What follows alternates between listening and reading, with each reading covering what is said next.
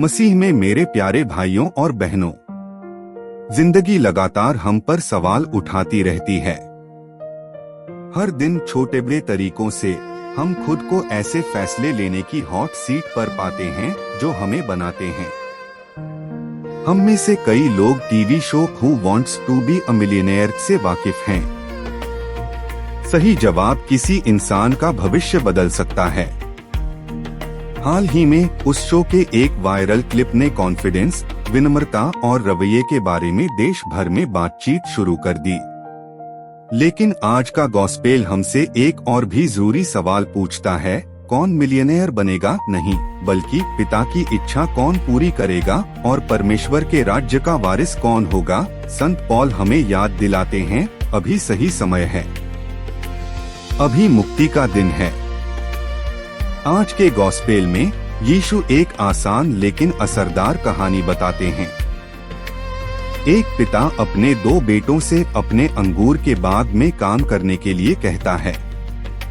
पहला बेटा बेमन से जवाब देता है, मैं नहीं जाऊंगा, लेकिन फिर वह अपना मन बदल लेता है और चला जाता है।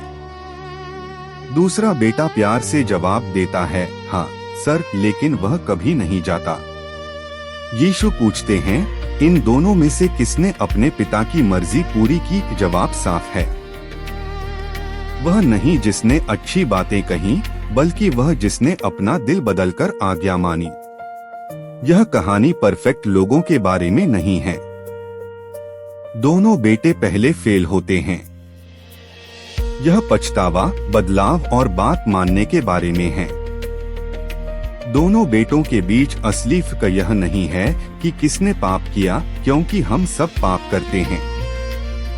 असली फर्क यह है कि किसे सिखाने की जरूरत है।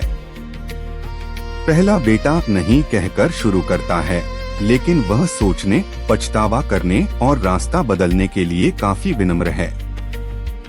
दूसरा बेटा इज्जतदार और धार्मिक लगता है, लेकिन अंदर से वह बंद है। यीशु धार्मिक नेताओं को यह कहकर चौंका देते हैं कि टैक्स लेने वाले और वेश्याएं उनसे पहले राज्य में आ रही हैं। क्योंकि जब उन्होंने परमेश्वर का बुलावा सुना तो उन्होंने पछतावा किया, जबकि नेताओं ने बदलने से इनकार कर दिया।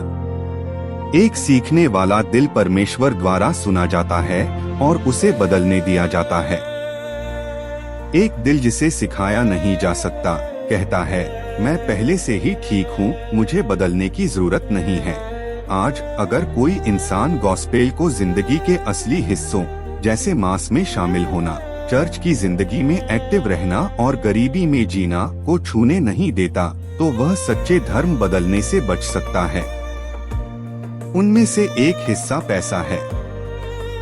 आखिर लंबे समय तक काम करना, बढ़ती कीमतें, EMI, स्कूल की फीस या एक फिक्स्ड पेंशन पर जीना, चर्च को देने, उदार होने या गरीबों की मदद करने के बारे में बात करना अजीब हो सकता है।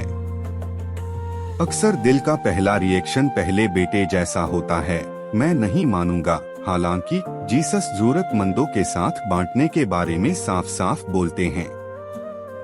चर्च हमें याद दिलाता है कि उदारता ईसाई शिष्यत्व का हिस्सा है।